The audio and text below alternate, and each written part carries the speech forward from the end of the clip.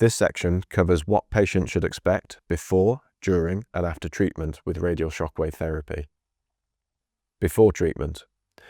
The initial assessment should consist of a detailed subjective and objective examination, discussion related to the diagnosis, treatment options and shared decision-making, goal setting, confirmation that shockwave therapy will be utilised, and the gathering of consent for treatment following an explanation of the aims and possible side effects of shockwave therapy. Prior to the treatment, it may be helpful to explain to the patient that the machine makes a clicking or tapping sound. This is normal. Explain that they will feel rapid pulsing or taps in the area. It can range from mild to moderately uncomfortable, especially at higher settings, but advise that some discomfort is normal and reassure the patient that the treatment settings can be adjusted to ensure that it is tolerable. Area preparation.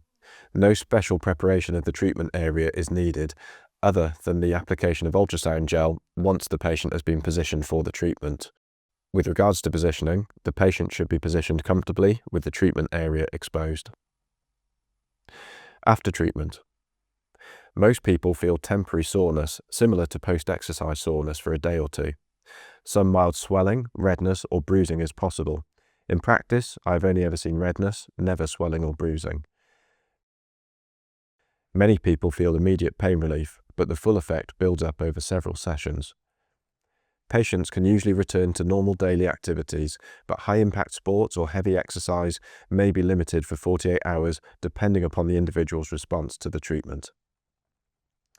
Does it hurt seems to be the most common question that patients ask, so it's important to explain that some discomfort is normal, especially over tight, sensitive or calcified areas. Many patients describe it as a deep tapping or pressure pulse feeling. The level of discomfort is generally tolerable and can be adjusted by changing the bar or frequency settings. Once patients are clear about how the treatment feels, they want to know what the results of the treatment might be like. It might be helpful to explain that it's normal for pain to fluctuate after treatment. The goal is to stimulate healing, not just mask pain. Many patients see significant improvements after 3 to 5 sessions, but this depends on the condition and how chronic it is. And it's helpful to remind patients that shockwave therapy works best when combined with evidence-based physiotherapy treatment. For an example, an appropriate loading home exercise program and activity modification advice for mid-portion Achilles tendinopathy. Shockwave therapy should not be provided as an isolated treatment. Let's expand on the results of the treatment and outline what patients might expect on a session-by-session basis. Following session 1, some people feel immediate but temporary pain relief. In the immediate minutes to hours after the first session, neuromodulation can result in temporary pain relief via desensitization of nerve endings and endorphin release. Increased local circulation also occurs. Some patients feel no change yet. This is also normal.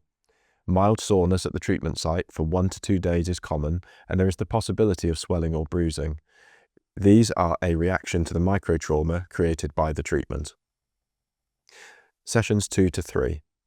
By this stage, many patients begin to appreciate reduced pain levels and improved function.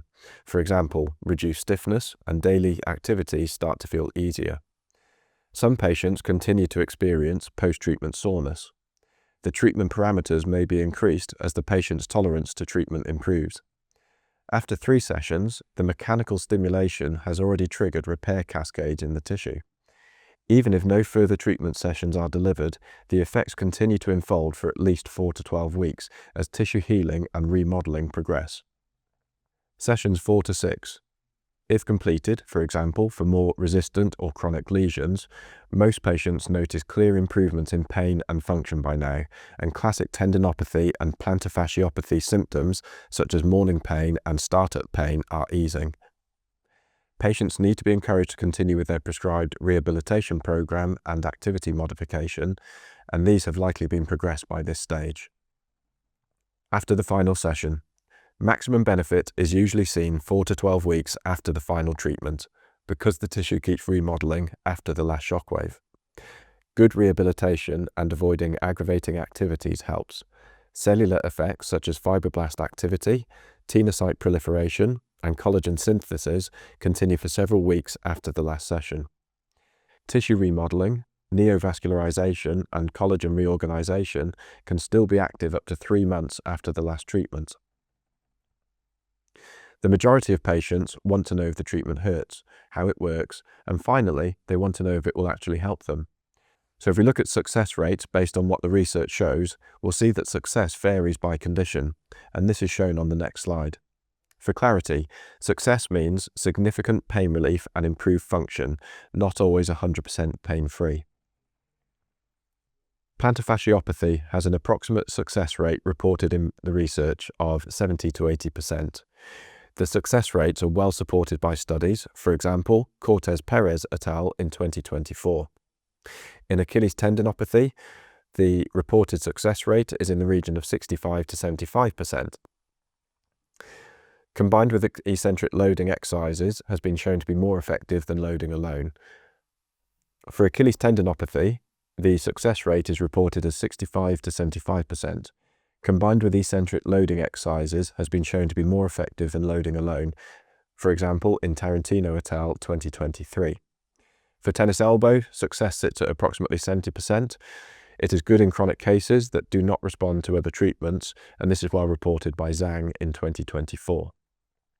Calcific shoulder tendinitis, success rates sit at 70 to 90%.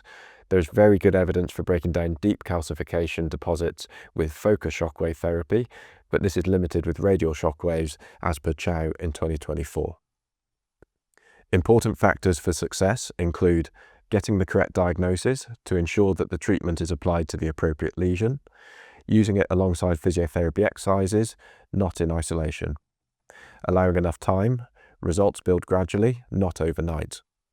The patient plays an active part in treatment planning and shared decision-making to increase the likelihood of them adopting the activity modifications required. And some instances when shockwave therapy might not work include if the condition is misdiagnosed, if shockwave therapy treatment or exercises are stopped too soon, if there are other factors not addressed, for example, psychosocial factors, lifestyle factors, and significant biomechanical issues.